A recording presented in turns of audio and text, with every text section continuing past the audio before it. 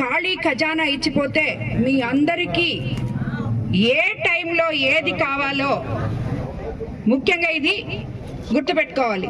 ఇంత అవస్థలున్నా కూడా ఏ టైంలో ఏది కావాలో అదైతే మనకి తప్పకుండా నెరవేరుస్తున్నారు. అది ఆయన అనుభవంతో జరుగుతున్న పరిపాలన.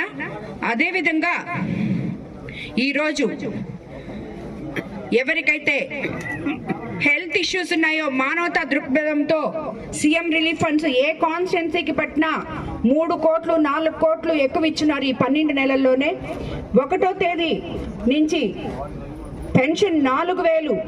మనము ఈ 12 నెలల్లో నాయకులము ప్రజల దగ్గరికి వెళ్ళి ఏ ఊరికైతే వెళ్ళామో ఆ ఊరి సమస్యలు నాయకులు తెలుసుకుంటూ అక్కడ వాళ్ళకి పెన్షన్ ఇవ్వడం జరిగింది. ప్రజలకి నాయకులకి అదేవిధంగా ఎమ్మెల్యేలకి అవినాభావ సంబంధం పెరిగింది. అందుకని ఈరోజు ఏ ఊర్లో ఏ సమస్యలు ఉన్నాయో కూడా ప్రతి ఎమ్మెల్యేకి తెలుసు. కాబట్టి రాబోయే రోజుల్లో ఇవన్నీ ముఖ్య అంశాలుగా పెట్టుకొని ప్రతి ఒక్కరికి నాయకులు అందుబాటులో ఉంటూ వాళ్ళ సమస్యలు తీర్చాలి అని చెప్పి మాకు అధినాయకత్వం నుంచి చంద్రబాబు నాయుడు గారు ఆదేశించడం జరిగింది. మేము కూడా అదే చేస్తున్నాము. ముఖ్యంగా ఈ సంవత్సరం రోజుల్లో మనం ఇచ్చిన సూపర్ 6 పథకాల్లో అయితే మొట్టమొదటిది 4000 పెన్షను, దివ్యాంగులకి 6000 చేసాం. అలాగే డిసేబుల్డ్ పర్సన్స్కి 15,000 చేసాం. ఎవరైతే బాగలేరో వాళ్ళకి సీఎం రిలీఫ్ ఫండ్స్ ఇచ్చాం. అదేవిధంగా దీపం 2 పథకం కింద 3 సిలిండర్లు ఇచ్చాం. మత్స్యకార భరోసా ఇవ్వడం జరిగింది.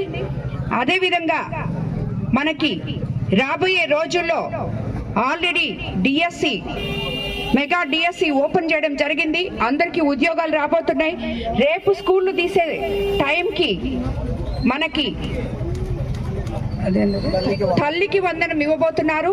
నారు పోసుకునే టైంకి అన్నదాత సుఖీభవ ఇవ్వబోతున్నారు. అదేవిధంగా ఆగస్టు 15 నుంచి మహిళలకు ఉచిత బస్సు అందజేయబోతున్నారు. ఈ రకంగా మనం ప్రతి ఒక్కటి చేసుకుంటూ ముందుకెళ్తున్నాం.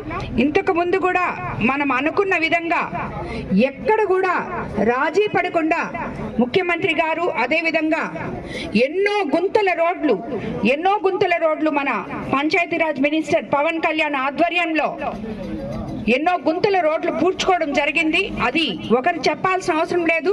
ప్రతి నాయకుడికి కానీ ఆఖరాకి ఇక్కడ తిరిగే వైఎస్ఆర్సీపీ నాయకుడికి కూడా తెలుసు ఇంతకుముందు ఎక్కడ పడిపోతున్నాడో, ఇప్పుడు ఎక్కడ సరిగ్గా నడుస్తున్నాడో, ఎక్కడ సరిగ్గా పోగలుగుతున్నాడో వాళ్ళకు కూడా తెలుసు.